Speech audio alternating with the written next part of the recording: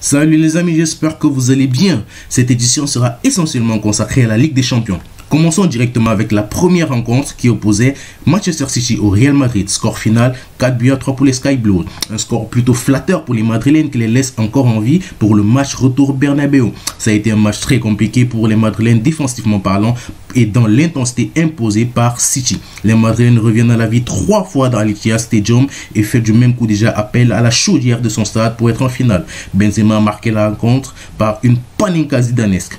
Nous avons besoin des supporters comme jamais auparavant. Nous allons faire quelque chose de magique, nous dit Benzema. Le Bernabéu a du travail, intitule le journal AS.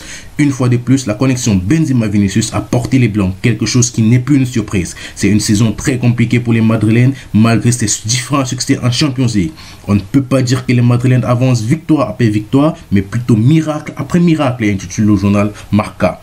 Pour les journaux pro-catalans comme Sport ou Mundo Deportivo, les Madrilènes s'en sortent vivants dans un match où les Citizens les avaient dans leur filet. C'est une demi-finale qui reste ouverte. En France, pour le journal L'équipe, c'est Just Crazy écrit en anglais et met en évidence les performances de Karim Benzema.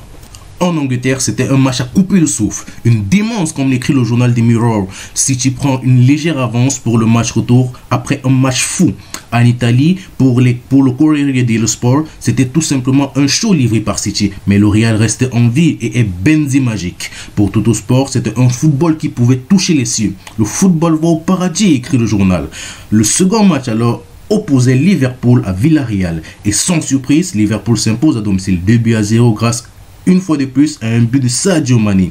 La rencontre a été totalement dominée par les Reds et ça se traduit par une stat simple, 19 tirs et 5 cadrés pour Liverpool et on aura 1 tir et 0 cadré pour Villarreal, totalement inexistant. Pour le journal AS, Villarreal résiste à Anfield en première mi-temps et est contraint à un exploit à domicile. Toujours avec le journal AS, les Espagnols mettent en garde les Anglais.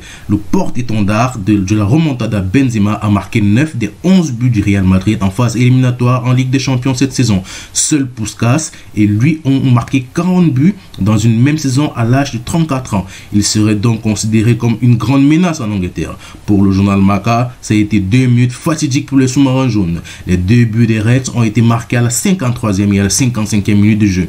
Pour les médias pro-catalans comme Mundo Deportivo et Sport également, les sous-marins succombent à Anfield, mais gardent justement un espoir pour le match retour. Faisons un petit détour en Italie. Hier, l'Inter de Milan jouait son match en retard sur la pelouse de Bologne et avait l'occasion alors d'être seul en tête du championnat italien. Mais grosse désillusion pour les hommes de Filippo Inzaghi qui se sont inclinés 2-1. Cette défaite laisse alors le Milan AC seul leader du championnat avec 2 points d'avance sur l'Inter. D'après la Gazzetta dello Sport, l'Inter peut envoyer le Scudetto au diable. Finissons cet épisode avec une petite rubrique Mercato. Et ça chauffe du côté de Barcelone. C'est officiel, Ronald Araujo renouvelle son contrat jusqu'en 2026. Le cas Frenkie de Jong inquiète et le Bayern est intéressé par la signature du joueur.